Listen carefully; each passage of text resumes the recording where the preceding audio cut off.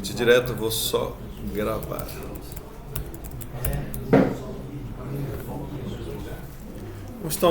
Vamos começar então orando.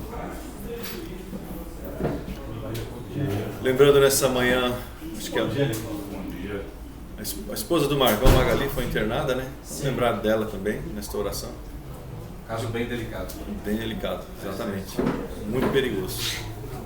Então, pedir ao presbítero Marcos para parar de conversar, para fazer essa oração. Acho que eu vou ter que sair desse lugar. Vamos orar, gente. Pai, te louvamos, te bendizemos, Senhor Deus, porque estamos na sua casa para aprender mais de ti, aprendermos, ó Pai, tratarmos, ó Pai, melhor nossas esposas, ó Pai, sermos homens, maridos melhores, Senhor Deus, que tu esteja, ó Pai, nos dando capacidade, ó Pai, conhecimento para entender a tua palavra, Senhor Deus. Amém. Te peço pelo professor, Senhor Deus, o presbítero Wilson, que trará a mensagem, ó Pai, nesse momento, que ele possa ser usado como instrumento em tuas mãos. Sim, ó Pai. Em especial, ó Pai, eu venho te pedir pela vida, ó Pai, da Magali, Senhor Deus, Sim.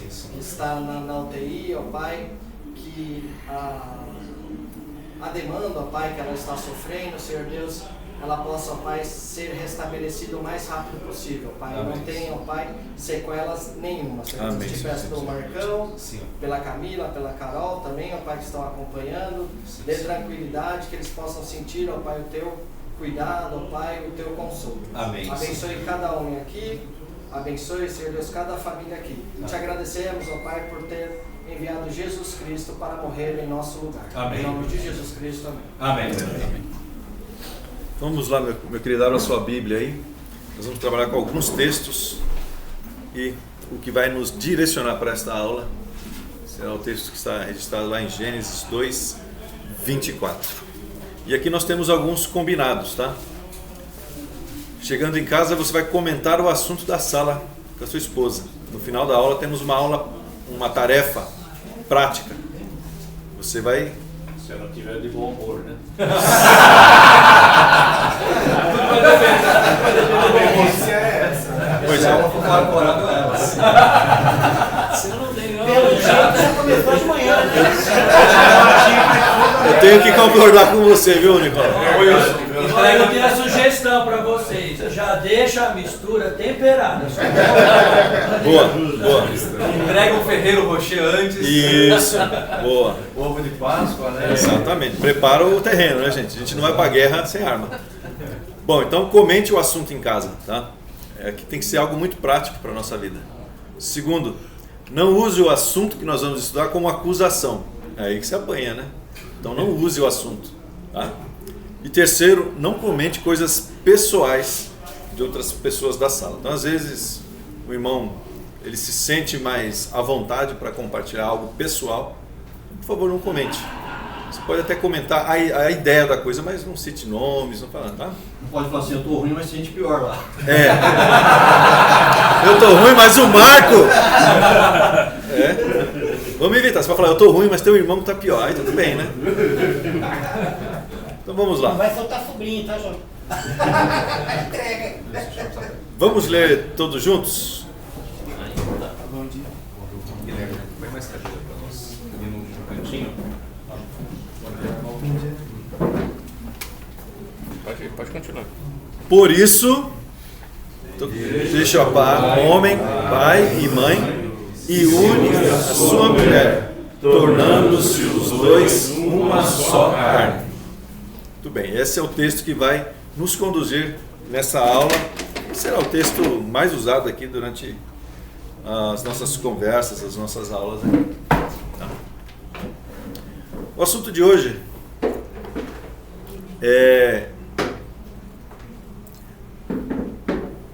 acho que eu avancei demais no slide.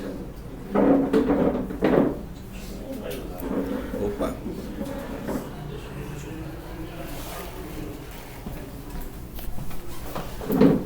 O assunto de hoje é a natureza do casamento cristão. De onde ele vem? Onde eles vivem? No Globo Repórter, hoje. Tá. Então, o primeiro ponto para o casamento cristão, a gente vai dividir em 3 partes. A natureza, né? De onde surge o casamento? Quais são os objetivos desse casamento? Então, a gente vai ver essas nuances, esses detalhes, tá? Alguém leia lá, Gênesis 2:18. A parte A, só quando eu falar assim, a parte A do versículo, tem uma vírgula aí, você vai ler até a vírgula, tá? Disse mais o Senhor Deus, não é bom que o homem esteja só. Então isso é muito certo, que o ser humano, pela sua própria natureza, Deus criou o ser humano para ser, ele tem a necessidade de se relacionar. Ele foi criado para viver em sociedade. Ninguém, por mais que seja muito autônomo, ele não consegue viver isolado, né? As pessoas, nós dependemos uns dos outros. As pessoas sentem desejo de conversar, de abraçar, de amar, de discutir, de conversar, enfim, de trocar ideias, de saber o que o outro pensa. A gente tem isso no nosso coração. Então Deus, na sua plena sabedoria, sabia que deixar o homem sozinho, sem ninguém ao par dele, isso não seria bom para ele. Eu não sei o que passou na mente de Deus. Talvez ele achasse que não seria bom, porque Adão não teria com quem mais conversar, a humanidade não teria chance de crescer. Não sei, mas Deus foi muito sábio em criar Eva para Adão. O reverendo Abel costumava dizer que o ser humano, todas as aulas dele ele falava isso, o ser humano era um ser gregário. A gente gosta de viver em bando, né? Em multidão, a gente gosta de estar junto. Senão vocês não estariam nem sentados aí na sala, né? Estaria todo mundo remotamente pelo seu celular. Mas o ser humano gosta de viver com outras pessoas. E o fato de relacionar, um ser humano querer se relacionar com outro, um homem se relacionar com uma mulher, é algo que é ordinário na Escritura. É uma ordem natural que Deus deixa. Para algumas pessoas, a solidão ou a solteirice, viver de forma solteira, vai ser algo extraordinário. Quer ver? Abra lá Mateus 19, 10 a 12.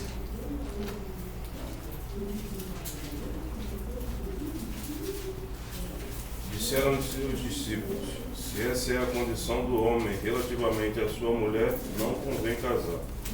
Jesus, porém, lhe respondeu: nem todos são aptos para receber este conselho, mas apenas aqueles a quem é dado. Porque há eunucos de nascença, há outros a quem os homens fizeram tais, e há outros que a si mesmos se fizeram eunucos, por causa do reino dos céus. Quem é apto para admitir, admita. O que Jesus está querendo falar é o seguinte: a ordem natural das coisas é que um homem se relacione com uma mulher. E ser solteiro é algo fora da curva, é algo extraordinário.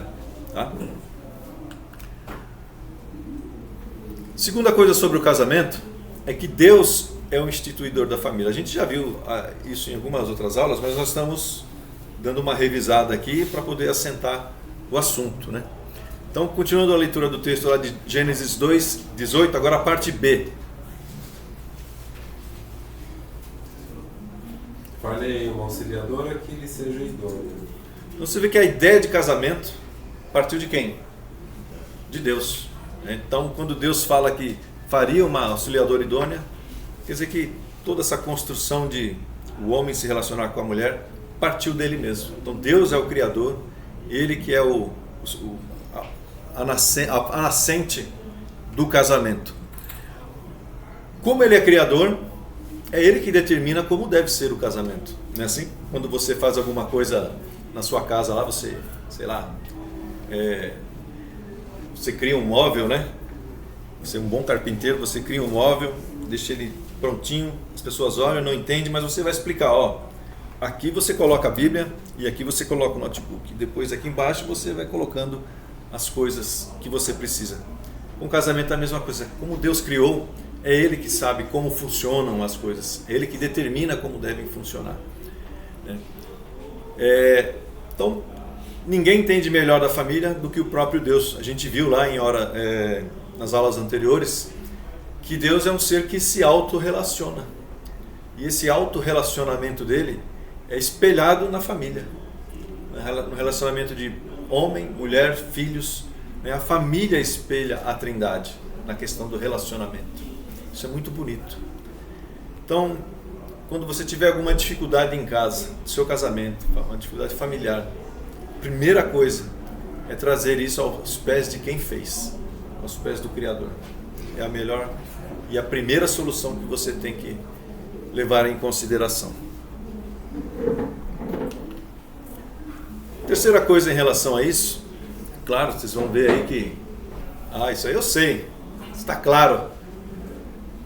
Relacionamento, o casamento, do ponto de vista cristão, tem que ser heterossexual e monogâmico. Pode parecer, se a gente falar isso, aqui na igreja falar isso, você fala assim, nossa, a gente sabe, né? Mas tente falar isso numa universidade, numa palestra da empresa. Já é. Tente falar isso. Numa conversa com os amigos do trabalho. Então, para a sociedade, isso daí é completamente estranho, né? Eles dizem que isso é muito tradicional, isso é muito conservador, isso é muito retrógrado. É patriarcal. É muito patriarcal, né? Eles vão dar os substantivos que eles querem para isso, né? Então, a sociedade moderna não suporta isso. Isso é um escândalo. Hoje, eu disse até na outra aula, né? Se você quer ser revolucionário, não precisa pegar numa arma, né? Basta dizer isso. Você se torna um revolucionário procurado pela polícia e é arriscado ser preso. Tá? No Brasil, ainda a poligamia ou a poliandria, eles não são mencionados nesses termos no Código Penal. Cadê o nosso advogado de plantão? Não está aí? Não está, né? Tem outro advogado aí? Civil? O Wendel. O Wendel. Não, trabalhista, é trabalhista. Ele não quer se envolver com esse assunto. Mas segundo o Código Civil 235, a poligamia ou a poliandria, lá não tem esses termos. Você quer falar? Vai. Apesar da poligamia ou da poliandria serem proibidas, já está entrando a história para você tentar fazer contratos de poliamor. Exatamente. Então hoje em dia não, é crime ainda você ser casado mais de uma vez. Né? Se fosse permitido, acho que tinha muito crente casando com duas, tenho certeza. Né? Mas é proibido. Uma já dá trabalho. Pois é, né? Pois é, já dá trabalho uma, né, gente? Então, segundo o Código Civil, é proibido. Mas isso em breve vai acabar, gente. Vai acabar. É só uma questão de tempo mesmo. E que nem o Fábio falou, não só um homem ter 3 esposas, até ficou famoso um youtuber aí, né? Ele era casado com uma, mas tinha 7 mulheres em casa.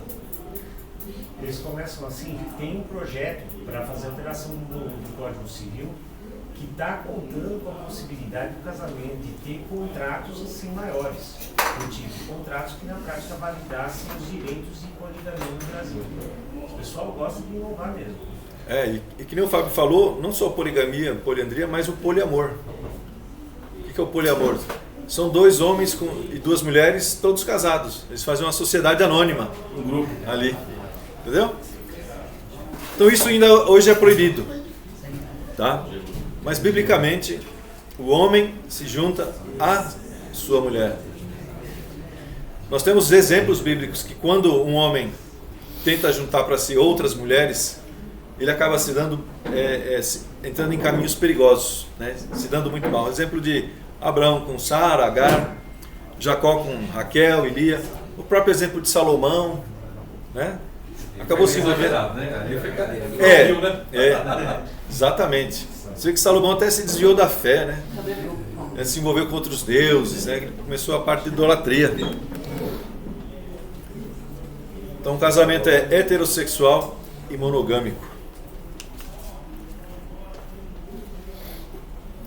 Quando o homem deixa o pai e a mãe e se une à sua mulher, esse deixar tem alguns aspectos. Nós vamos ver. O primeiro deles é um deixar governamental, né? Quando nós lemos o que está em 2:24, quando Deus diz que o homem deixa pai e mãe, Ele está falando o seguinte, que agora vocês terão um novo governo, não mais o governo de seus pais, mas o governo agora próprio de vocês, né? Então quando você cria um novo lar, você cria um novo governo. Agora vocês, homem e mulher, serão os novos governantes desse lar. A mulher está debaixo do governo do marido, ela deve submeter a ele em amor e humildade. E agora o deixar também, não só sair da casa, mas agora também saber que pai e mãe não manda mais em casa.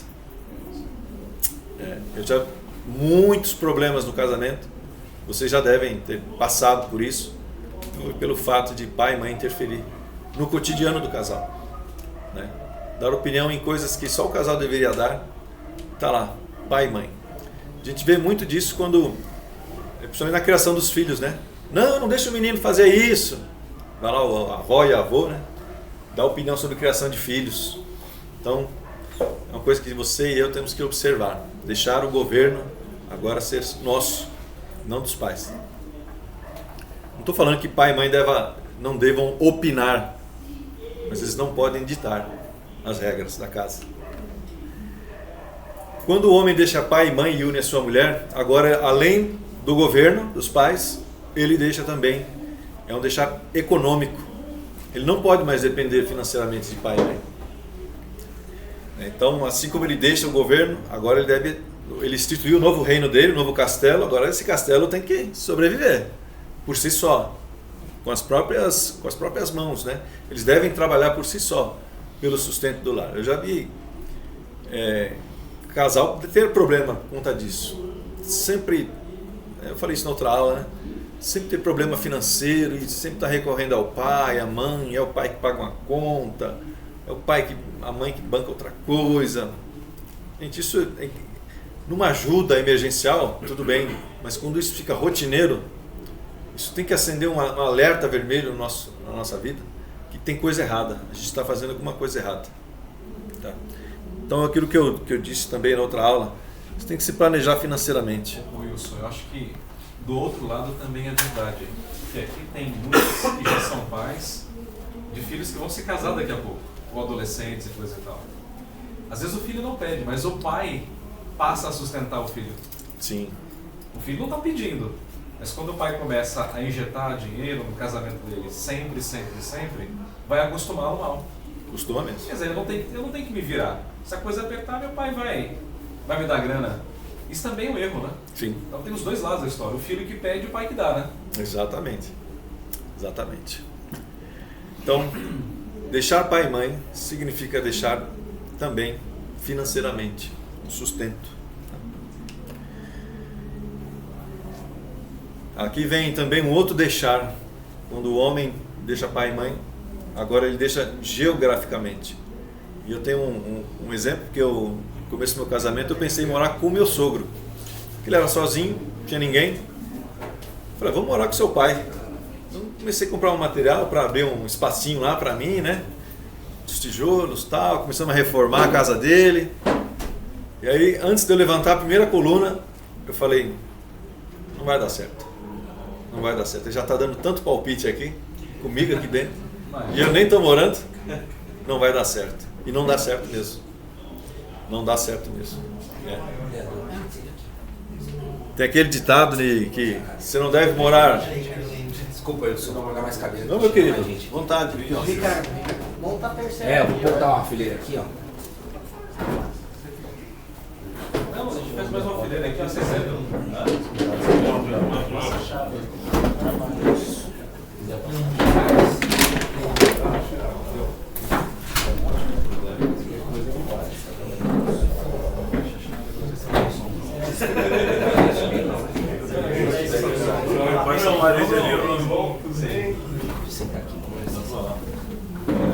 Tá pequeno, hein?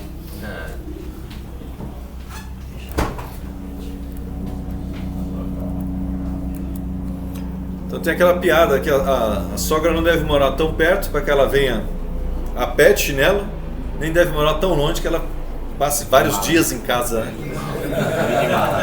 Venha de mala, né? Então, uma outra perspectiva, um outro alvo do casamento é você morar separado dos pais, né? Ter o seu próprio ambiente, seu próprio lar. Isso é muito importante. Wilson, na minha antiga igreja tinha um casal, muitos problemas. E quando eles se casaram, o pai dela falou assim, olha, tem uma casa aqui e tal, não estou alugando, vem morar aqui. A casa que ele deu para ela morar com o marido, umas 3 casas para cima da casa dele. E essa casa ficava em frente à casa dos pais dele. Então, quando eles tinham problema no casamento, ou ela ia, descia um pouquinho a rua e ia para a casa dos pais, ou ele atravessava a rua e ia para a casa dos pais. Mas a coisa se tornou tão frequente que os pais chegaram a construir um quarto para ele. Não, você pode vir para cá, tem um quartinho seu aqui, filho. Então, ele brigava com a esposa, atravessava a rua, ficava lá 2, 3 dias. Quando ela ficava brava, ela descia a rua e ia para a casa dos pais. Isso não pode, Uma época eu cheguei a morar no mesmo quintal dos meus pais, dos meus irmãos, então morava todo mundo junto ali, né? E no começo é uma alegria, gente, tá? Vocês fazem almoço, jantar, tal, mas aquilo depois não vai desenrolando muito bem, não.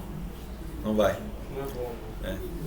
Então, acho que aqui tá todo mundo casado, não sei como é que vocês estão aí de casa, vão se planejando aí, tá? Deixar pai e mãe também é deixar a independência geográfica. E agora um que é muito, acho que esse é o mais oculto de todos. Deixar pai e mãe, deixar também emocionalmente. Quer dizer isso? Não quer dizer que a gente tenha que odiar pai e mãe, abandonar, nunca mais ver na vida, não é isso. É porque agora... Existem limites. Hã? Existem limites. Existem limites. Aí você realmente pode trabalhar emocional. Exatamente. Então, por exemplo, quando você tem a sua alegria, você recebeu lá uma promoção no serviço. Você não vai mais ligar, mãe, recebi uma promoção no serviço. Você pode até ligar para ela, falar isso. Mas primeiro a sua esposa tem que saber, cara. Porque se a sua esposa souber que você recebeu uma promoção no serviço depois da sua mãe, vai dar problema. Embora o contrário não costuma acontecer também, né? Sim, é nos dois lados, né? Isso aí, né? Então, é o deixar emocional. Agora, as suas perspectivas, seus sonhos, tudo aquilo que está guardado no seu coração, a pessoa com quem você vai mais compartilhar, não é mais a mamãe, né? Nós homens somos muito ligados às nossas mães. Isso é natural. Mas agora, chegou o momento de cortar esse nosso cordão umbilical, se unirmos em emoção também, mente e razão. Mas em momento de necessidade, você é obrigado juridicamente a cuidar dos pais. Não, com certeza, sim, sim. É aquilo que eu falei no começo, você tem que continuar amando, zelando, cuidando, mas eu digo esse vínculo emocional de cumplicidade. Nosso cúmplice não é mais a nossa mãe, nosso pai. Nosso cúmplice agora, eu faço uma brincadeira em casa que eu falo assim para minha esposa, ó, a gente tem que ser tão cúmplice que se a gente matar alguém, ninguém mais vai saber. Só eu e você. Se cometer um crime, vai Matou, inspirou, hein? É mais ou menos por aí, tá? Um pouco longe, mas tudo bem, vale. Não exageraram, tá? Meio exagero, não leve ao pé da letra, tá, gente? Quintal lá na casa do Luiz. Se você chegar lá no meu quintal lá e ver uns morrinhos assim, não se assuste, são plantas, tá? É mandioca ali. Tá? E bem adubada, né? Bem adubada.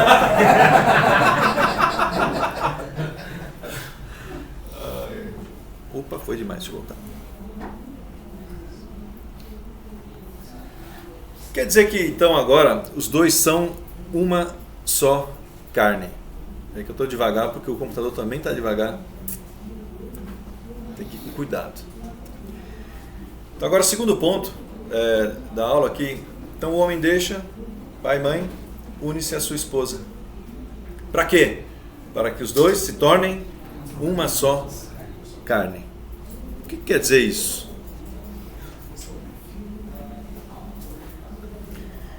Primeiro, que o casamento é indissolúvel.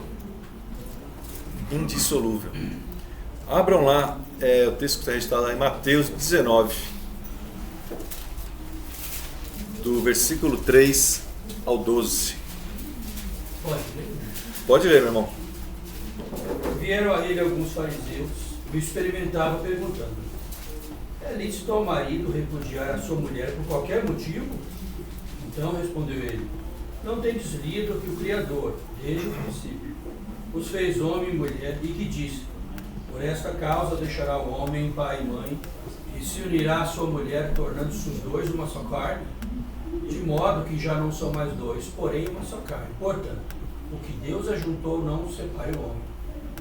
Replicaram-lhe: por que mandou então Moisés dar carta de divórcio e repudiar?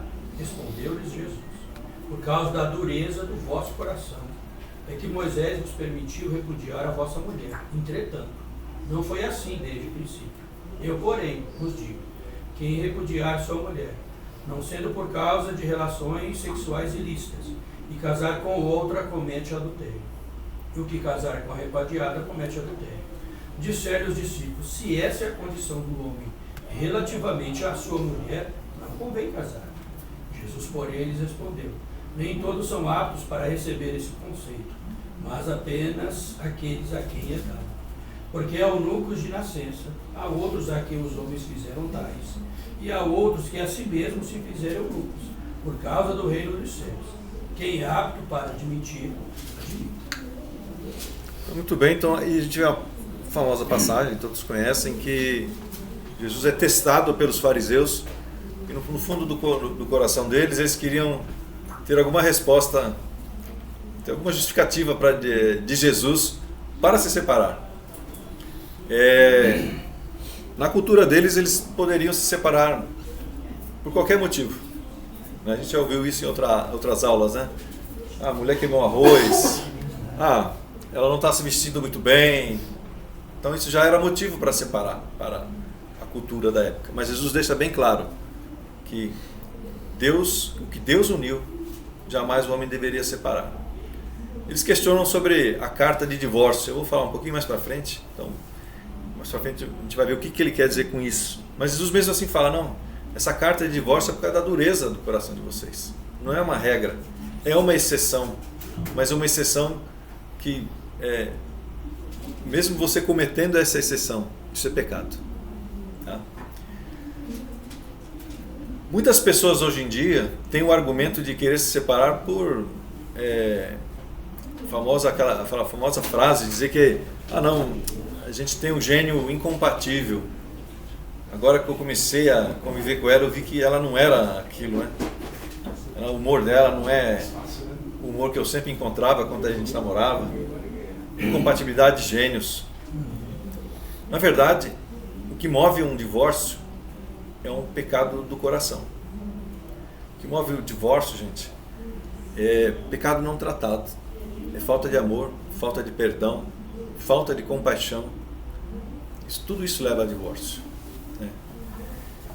Outros usam uma desculpa esfarrapadíssima de dizer: não, eu vou me separar porque o meu casamento não foi Deus que fez. Porque ele fala assim: o que Deus ajuntou. Não, mas o meu casamento não foi Deus que ajuntou. Ele fala assim: não, porque eu casei fora da igreja, eu não era crente, enfim.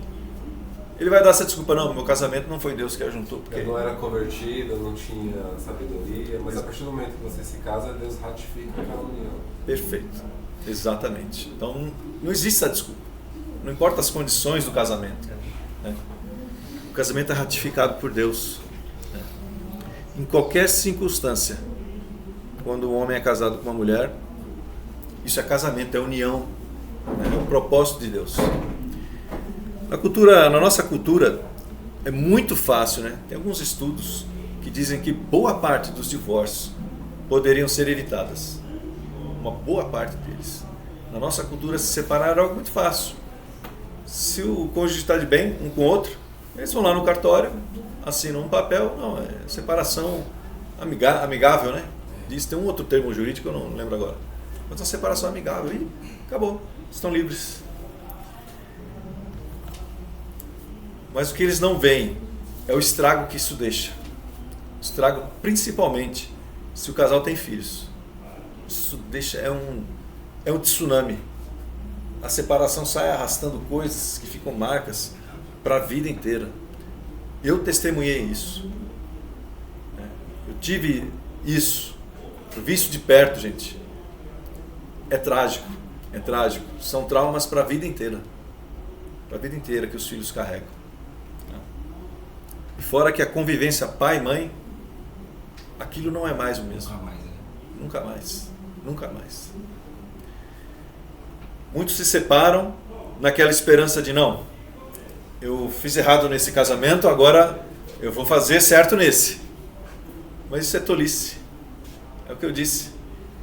É você não tratar os seus próprios pecados, achando que o outro vai tratar por você. O seu egoísmo, a sua imaturidade, a sua dureza de coração, a sua irresponsabilidade, a sua incapacidade de amar e perdoar. Não é o outro que vai tratar. Isso tem que ser tratado no seu coração. E muitos ainda dizem, né? Não existe ex-marido, mas não existe ex-pai. E nem ex-mãe. Mas tem muitas famílias que são devastadas quando existe essa separação. Isso é fato. Porque o pai ele nunca mais vai ser pai efetivo 24 horas por dia. Não vai ser. E a mãe é a mesma coisa. O vínculo amoroso se perdeu. Eu li uma pesquisa, eu estou tentando recordar aqui, agora eu não lembro de jeito nenhum, mas 70% das pessoas que se casaram pela segunda vez se separaram de novo. 70%? Então assim, é uma ilusão, né? Você achar que vai acertar na segunda vez. Na segunda eu acerto. Vai separando toda hora. Ao invés de aprender com os erros, acaba cometendo os mesmos. Exatamente. Mas assim, eu vejo assim que hoje em dia isso já é mais difícil. Mas antigamente, eu acho que porque assim, antigamente os homens batiam nas mulheres, faziam um monte de coisa e a mulher não podia se separar ainda. Eu acho que isso antigamente, eu acho que eu já vi situações assim que eu já imaginei, se fosse uma mulher eu separava, porque não passava por isso, entendeu? Por certas situações de pessoas que eu já conheci, enfim. Porque antigamente era difícil, o homem podia fazer o que quisesse com a mulher, não tinha nada, a mulher apanhava em casa e não podia fazer um monte de coisa, vivia quase igual Era difícil. Hoje elas têm mais voz, né? Não, hoje em dia a mulher é diferente, né? É bem diferente. Hoje em dia a mulher... Eu tenho um funcionário que está pela terceira vez, tá? Separou 2 vezes, está se separar pela terceira vez. Tem 2 filhas, né? Uma das suas filhas, o ano passado, ficou com a primeira filha.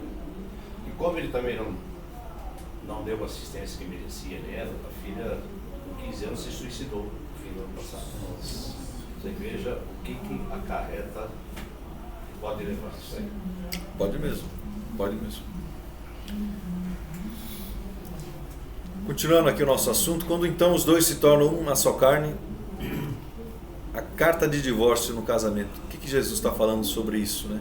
O que os fariseus estão querendo questionar aí? Está lá em Mateus 19, 7, vamos só ler novamente o contexto.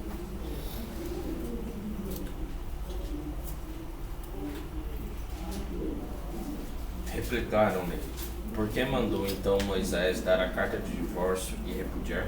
Bom, continua o teste então dos fariseus, querendo que Jesus dê uma brecha para eles aí, né? Essa é a intenção dessa conversa. Então é o argumento dos fariseus que então eles se baseiam na carta de divórcio de Moisés. Se você nunca leu, tá lá. Abra lá Deuteronômio. Deixa eu só achar aqui.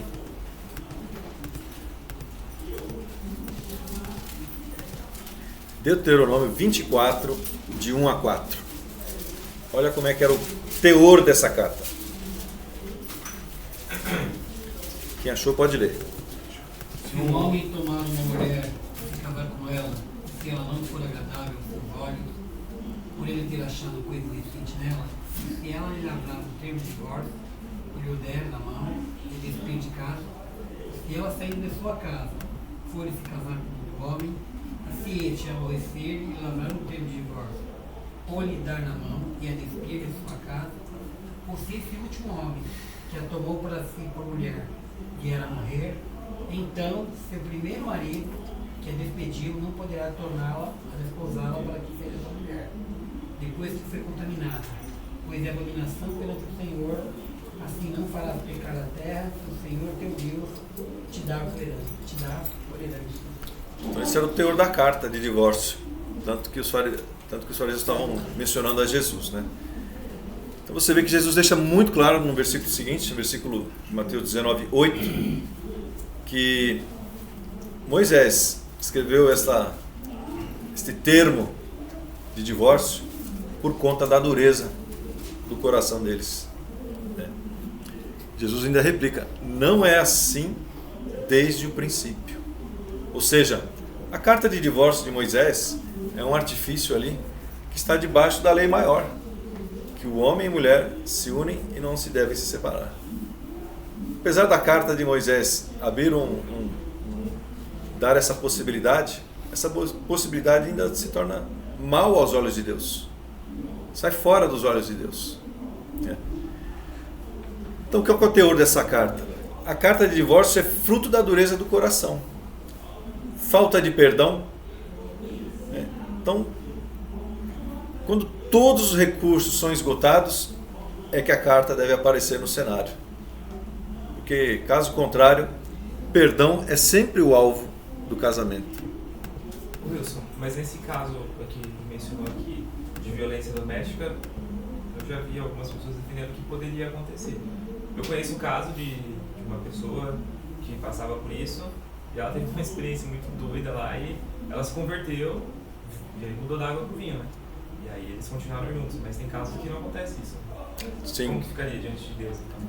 Na nossa... para nós, da igreja presbiteriana, a violência doméstica é um motivo justo para você se separar. É uma forma de relacionamento ilícito. Por causa da vida. A preservação da vida. Exatamente. Então é justo. Então, se tanto mulher, que é mais o homem que é muito mais violento, né? Mas existem mulheres também, é muito raro, mas existem. É justo, é lícito. Sim. Minha esposa. Eu ia comentar, mas eu não quis te expor, mas eu ia comentar, mas bem com você. Deus tocou no seu coração. Então aí no caso de Moisés, obrigado. Tem mais gente aqui, mas eu... Tem também. Marco. É 90% contra 10, tá? Obrigado por abrir seu coração. Eu tô quase me encorajando a falar também. Pesquisa data marca. Olha lá, o irmão levantou a mão, ele vai pular. Ô Wilson, isso aqui não é momento de casados anônimos. Cada um vai falando sua experiência. Ô Wilson, uma pergunta, vou reformular a pergunta. Mas se o... Eu tenho um amigo. Eu conheço um cara. Mas o abandono, a igreja trata como se fosse uma justificativa pro divórcio. Mas o abandono, ele não é um tipo de pecado também? Podemos dizer que sim, sim. O abandono do marido abandonar a mulher? E aí leva o divórcio do casal. É pecado, é dureza do coração. Então, dá para ser tratado? Dá. Claro, mas aí é Deus agindo no coração dele, arrependimento. Mas abandono em que sentido? Boa pergunta. Porque a Bíblia permite, nesses casos, um divórcio, não é isso, pastor? A nossa confissão de fé, não sei se você vai citar lá mais à frente. Um pouquinho mais pra frente, mas pode ir. Mas a confissão fala isso claramente, né? Que é a deserção obstinada. É quando um dos cônjuges abandona o outro. Aí, nesse caso, o divórcio é permitido. Porque a pessoa simplesmente abandonou. O marido sai de casa, por exemplo, você nunca mais vê na vida. É uma deserção obstinada. Vai comprar um cigarro. Vai comprar um cigarro. Isso é clássico. E o cara não volta. É uma deserção. Nesse caso, o divórcio pode ser solicitado. E a parte ofendida é inocente. Então, quando a carta de divórcio então, é um ato de permissão e não uma regra. Entre permitir e ordenar, existe um abismo muito grande, né, gente? Então, Jesus, portanto, coloca cada coisa no seu lugar, ensinando que essa nunca foi a intenção original do legislador lá do Monte Sinai. Não de dar uma ordem, mas de ter apenas uma permissão por conta da dureza. É aquilo que eu disse, a carta de divórcio não está acima da lei máxima, que é mulher e homem se unem, se tornam uma só carne. Essa é a lei maior. Então por isso que o próprio Jesus diz que, entretanto, não foi assim desde o princípio. Então o que ele estava querendo dizer, vocês estão fazendo isso, Mas isso não é o que Deus ordenou. Ordenou que vocês ficassem juntos. Então, nesse caso, o divórcio é exceção e não regra.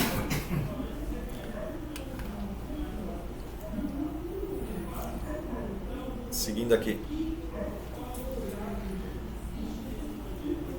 Existe uma cláusula de exceção no casamento. Você pode se separar. Alguns ficaram felizes, eu vi um sorrisinho. Você pode separar. Tem uma saída, gente. Tem uma saída, eu vou dizer. Então, casamento, Deus, você cortou o barato, né? Então, Deus propõe um casamento que é indissolúvel. Então, existem a maneira correta de sair de um casamento é você morrendo. Um dos dois morrerem. Tá? Mas, tirando as brincadeiras à parte, essa é a maneira correta, vamos dizer, a maneira que Deus espera quando uma das partes morre.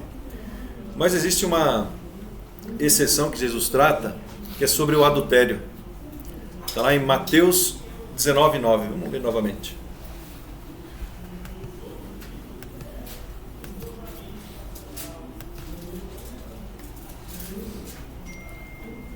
Eu, porém, vos digo, quem repudiar sua mulher, não sendo por causa de relações sexuais ilícitas, e casar com outra, comete adultério. E o que casar com a repudiada, comete adultério. Bom, então toda essa história vem porque os fariseus queriam abandonar as suas mulheres e casar novamente. Então Jesus dá um ensino aqui para eles que o único motivo de você se separar da sua mulher seria por conta de um adultério. Tá? Comprovado. O apóstolo Paulo ele faz uma interpretação dessa ordenança aí. Está lá em Romanos 7, de 2 a 3.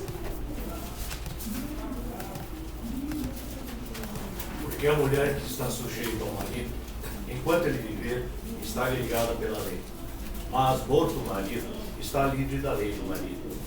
De sorte que, vivendo o marido, será chamada adúltera, se for de outro homem.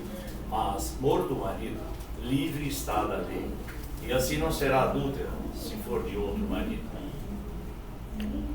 Então, sobre esse assunto, olha o que fala a nossa confissão de fé. Confissão de fé de Westminster fala o seguinte. Estou demorando para falar porque está devagar o computador aqui, tá, gente? Fala o seguinte, que o adultério ou fornicação cometida depois de um contrato, né, de noivado, sendo descoberto antes do casamento, dá à parte inocente justo motivo de dissolver o contrato. No caso de adultério depois do casamento, a parte inocente é lícito propor divórcio.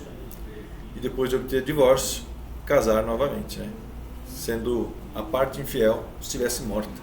Então, quando há o adultério no casamento, é como se o cônjuge morresse. É forte, né? É forte essa consideração, mas é assim mesmo. E morre literalmente, né? Morre, não mais vai fazer parte dessa união. Então, se você quer sair de um casamento sem pecar, só morrer. Não, a outra que tem que morrer, né? Pra você sair, ela que tem que morrer. Ela tem que morrer. Ou você. Pastoral, pastor, eu não aguento mais, eu quero separar. Tinha um amigo que dizia o seguinte: divórcio não, mas ficar viúvo, quem sabe? Esse é bravo, hein? Esse é bravo. Mate a sua mulher e tá tudo resolvido. Ou é perigoso. Fala isso, pastor. Gente, isso não é literal, viu? Ainda bem que está sendo gravada a aula. Muito bem. Então, chegando à nossa conclusão aqui. Hoje eu fiz uma aula um pouco mais curta por conta do encerramento, então para não atrapalhar isso aí, tá? Como é que podemos concluir então a nossa aula? Então, o plano de Deus para o casamento é indissolução. Eu sei que é difícil. A primeira coisa que aparece na nossa mente quando tem problemas é: será que eu fiz certo? Será que eu casei com a pessoa certa? Mas o segredo para o casamento é tratar os pecados. Não existe mágica. tratar o seu pecado e o pecado do outro. Não adianta querer ter novo casamento para recomeçar. Não adianta, o problema está dentro de você. O problema está no outro. Mas principalmente em você, às vezes. Você é a raiz dos problemas do seu casamento, por vezes. Então trate os pecados. Não deixe para tratar mais tarde. Trate hoje. Ao casar, quando nós iniciamos um novo núcleo familiar, nós precisamos de toda a autonomia possível. De governo, de finança, de espaço, de sentimento. Porque muitas pessoas opinando sobre o nosso casamento, isso também é ruim. Os dois são uma só carne. Não é os dois e mais alguém são uma só carne. São só os dois. São vocês dois que devem decidir. São vocês dois que devem conduzir a vida de vocês. Claro, tudo isso debaixo da graça, da orientação de Deus. E a causa do divórcio é algo que precisa ser tratado em nós mesmos, aquilo que eu falei. A dureza do nosso coração. Qual que é a dureza do seu coração? Já parou para meditar sobre isso? O que é aquilo que deixa o seu coração travado, vamos dizer assim? Um coração que não é mais poroso. Pense nisso, pense no seu pecado em relação à sua mulher, seu cônjuge. E aqui agora coisas práticas. A intenção dessas aulas era serem práticas também. Então converse com a sua mulher. Em quais áreas do casamento vocês ainda precisam se separar dos seus pais? Às vezes está lá, 30 anos de casado, mas ainda tem coisas ali que o cordão não foi cortado. Quais são? Converse com ela hoje, essa semana. Acabei voltando aqui sem querer. Liste entre vocês dois uma conversa sincera. Eu sei, homem é difícil de conversar, né, gente? A gente vai ter uma aula só de comunicação. Porque homem é bicho ruim para conversar, né? Não é verdade? Homem para falar, para expor sentimento é muito ruim. Diferente da mulher. A mulher chega lá de noite, na hora de dormir, amor. Aí começa. A gente começa, mas depois não dá sequência. O cara começa a não para mais. Mulher é muito fácil de comunicar. Agora nós não, nós temos esse problema. Então, é algo que a gente tem que se forçar, viu, gente? A nossa mulher não vai nos humilhar por causa disso. Agora, Wilson, é bom lembrar que a gente tem que ter esse tipo de conversa fora do ambiente de conflito. Sim, exato. Porque na hora do conflito, cara, tá todo mundo de cabeça quente, aí vai jogar caca no ventilador. Aquele momento não é bom para isso. Tem que ser um momento que você tá bem com a sua mulher. Tá tranquilo, tá de boa, saiu para tomar um café, exato. Ou aquele final de noite, tudo tranquilo. Aí você senta e fala, vamos conversar sobre o nosso casamento? Vamos caçar problema. Vamos caçar.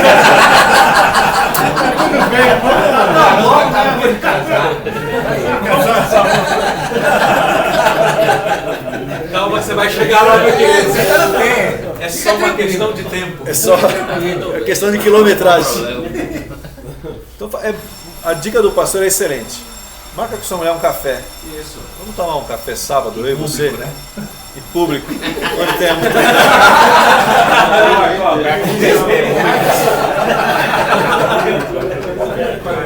Ou então você marque, separa lá, vê que o ambiente em casa está mais tranquilo. Vai lá, prepara um cafezinho no cantinho de casa. Porque você pode chorar, viu, meu querido? Você pode chorar com a sua esposa. Você chorando, ela chora. É aí que a gente vai tratar. Então, procure, lição de casa, tá? Procure listar esses pecados que estão ali, querendo endurecer seu coração. Procure resolver esses problemas por meio do perdão, compaixão e reconciliação. Tá? Tarefa de casa, viu, gente? Alguém tem algum comentário? Tem 15 minutos aí pra gente comentar. Eu queria fazer uma pergunta. Nos casos de... A lei fala de você se divorciar quando você tem adultério. Mas, por exemplo, quando um dos dois, né, eles querem separar porque falam que tem compatibilidade, esse negócio todo. Ao fazer isso e casar novamente, porque a gente fala que se você casar por outro motivo que não adultério, estarão pecando. Aí no caso, vamos supor que a mulher quer se separar e os dois casam de novo. Os dois estão pecando ou só a mulher está pecando? Biblicamente, os dois estão pecando. Sim. Quem se casar primeiro está Mas pecando. aí o homem também, ele, ou a mulher, né, se for o caso, também acaba... É como se ele estivesse no próprio casamento ainda e cometesse um adultério. Aí ela... Um dos dois é culpado, se torna... também por não ter tentado resolver, sei lá. Ou... Sim, os dois são culpados, né? No final. Porque é complicado, né? Cada caso é caso. De repente a mulher ou o homem fala, eu estou visualizando novos projetos, você não vai me atrapalhar com alguma coisa, se separa, vai.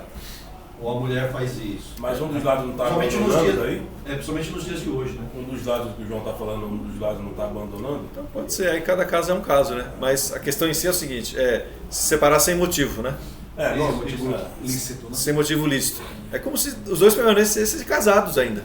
É por isso que a orientação é que não se case. Acho que esse caso aí também acaba que intrinsecamente a pessoa que não está querendo se casar, ela também pode ter cometido alguns problemas, assim, algumas coisas que acabaram deixando a outra pessoa com o coração mais duro.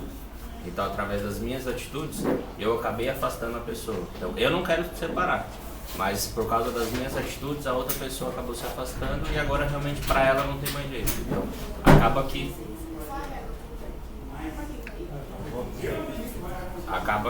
o teu pecado acabou também originando. Então, eu acredito que nesse caso, por mais que seja uma pessoa que esteja abandonando, os dois acabam cometendo o tipo de pecado, né? Porque sempre tem o pecado dos dois no meio, não tem como ter um isentão no meio. Olha só, eu ia observar bastante isso. Quando um casal chega ao ponto do divórcio, às vezes um pode ter um pecado maior do que o do outro, mais grave. Isso pode acontecer. Mas ambos têm que pisar no falha. Uma andorinha sozinha não faz verão. Nenhum homem chega para a mulher e fala assim, eu quero me divorciar de você do nada. Tem que haver motivos, dos dois lados. Embora um seja mais responsável do que o outro, né? Agora, o fato é o seguinte, eu acho que todo casal quando se casa tem que ter em mente o seguinte, o casamento é para a vida. Se eu me divorciar, não sendo pela razão da cláusula de exceção, que é o adultério, eu tenho que saber que eu não posso mais me casar. Por isso que os discípulos falam, se você olhar lá para o texto, olha o que eles dizem, que uma coisa séria. Melhor nem casar. Melhor nem casar, eles falam isso, Senhor, se essa é a condição relativamente do homem à sua mulher, versículo 10, então é melhor não casar. Exatamente. Quer dizer, se eu me caso e eu me divorcio e não posso casar mais, então é melhor não casar. Aí Jesus vem e rebate o pensamento mesquinho, dizendo não casar é um dom que Deus dá, é o celibatário. Isso aí não é para todo mundo, isso é exceção, meu amigo. Isso é extraordinário. É extraordinário. Você vai estar cometendo um outro pecado porque você está... Então o cara tem que saber que se ele se divorciar, ele não pode se casar. Por isso a coisa é dura, a coisa é séria. Aí a pergunta do João, mas e se o cara se casar? É pecado? É pecado. É pecado, sim. E aí a pergunta é, como é que a gente lida com um cara que entra num estado de adultério? É pecado para a morte? Não é pecado para a morte.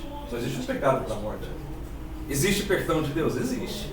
Existe graça? Existe. Existe misericórdia? Existe. Só que ele tem que se arrepender. E entender que ele não deveria ter feito aquilo. Embora casando-se de novo. Porque em última análise não tem como resolver isso. Não tem. A gente conhece casos de pessoas que se divorciam, saem da igreja, depois se casa lá e volta para a igreja. Você vai tratar o cara como um ímpio? Ele não é um ímpio. Ele é um pecador que está arrependido. Vai negar como ímpio. Mas ele tem que entender Não que tem dentro como. da igreja ele vai responder por aquilo. Ele vai ser punido. Sim, ele vai ter todo o processo. Vai ter que entender que ele vai ter todo esse processo. Mas há casos, por exemplo, que o cara faz tudo isso, ele muda de igreja, ele entra na igreja lá, zerado. Não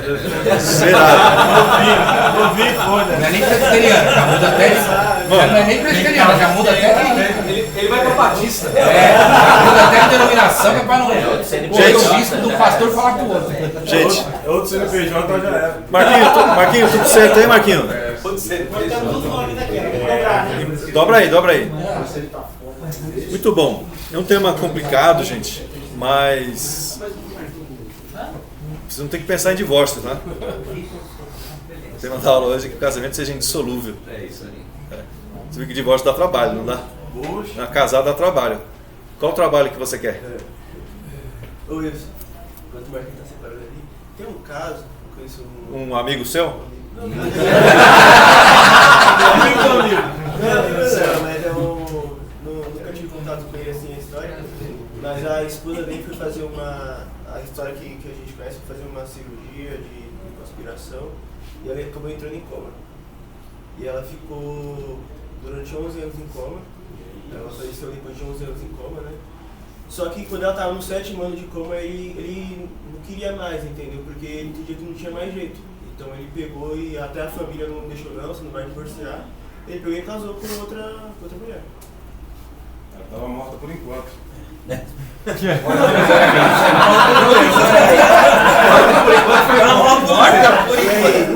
Ó, minha opinião particular. Ele pisou na bola. Não estou no lugar dele. Poderia fazer a mesma coisa, mas. Na saúde e na doença. Do meu ponto de vista. Nós tivemos um caso desse aqui, né? Como é a doença? Que Deus nos dê coragem. Nós tivemos um caso desse aqui. Esqueci o nome dele agora. A mulher ficou em coma um tempão e depois faleceu. O Robson, a esposa do Robson. Lembra?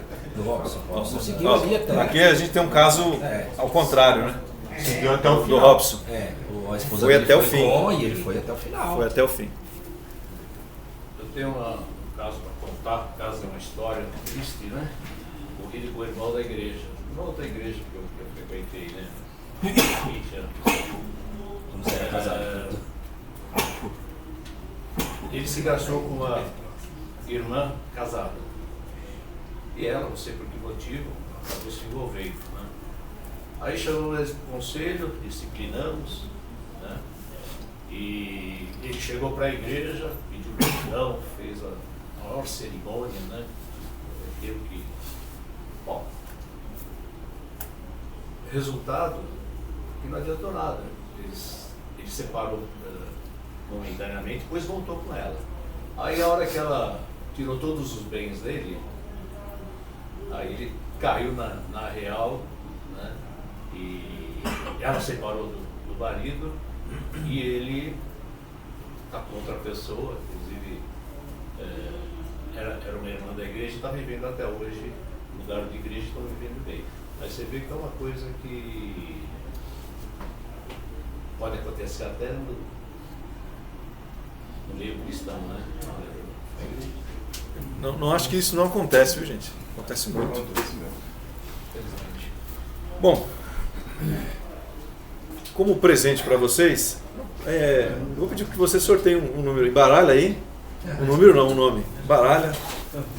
Qual é o meu nome aí, Renan? Vai pegar o seu, né? Vai pegar o seu, né?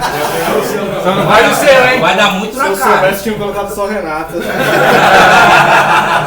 De repente você vai falar assim, eu não gosto de ler. Eu vou falar, problema seu. Aprenda a ler. Vou tomar nota depois, hein? Aprenda a ler. Sorteado foi Ronaldo. Ô, meu querido, vem aqui. O cara mal chegou, rapaz. Já foi Mal chegou. Isso. É pegadinha. Semana que vem você tem que falar desse livro aí, viu? Essa não. Uma semana pra ler. É a aula da semana que vem. Muito bem, parabéns, viu? Depois você conta aí. Você tá achando o livro. Na verdade, ele foi sorteado para ler essa semana. Semana que vem ele traz. Faz o resumo e a aula. Aí sorteio. Vamos encerrar então, gente? Vou pedir para o nosso irmão Saulo essa oração para encerrarmos. Senhor nosso Deus, muito obrigado, Pai, por essa oportunidade de estarmos aqui unidos, Pai, em teu nome e aprendendo a tua palavra.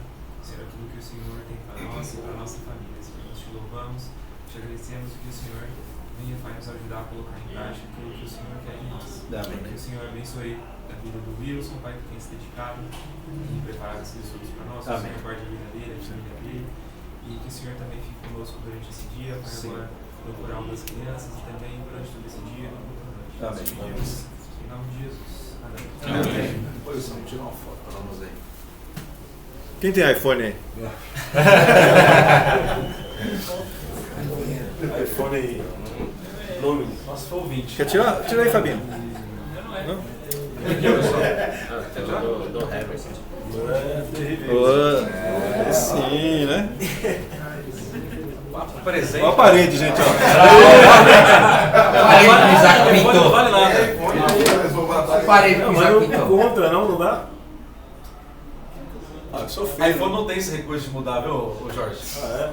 Só na sala tá bom. O professor é feio. Eu já tirei dele. Tudo bem, gente. Vamos então. Ah, sem saber, viu? Por Eu tempo. foto se vocês têm sido saber. O pastor já deu uns cliques aí. Já tá nas mídias.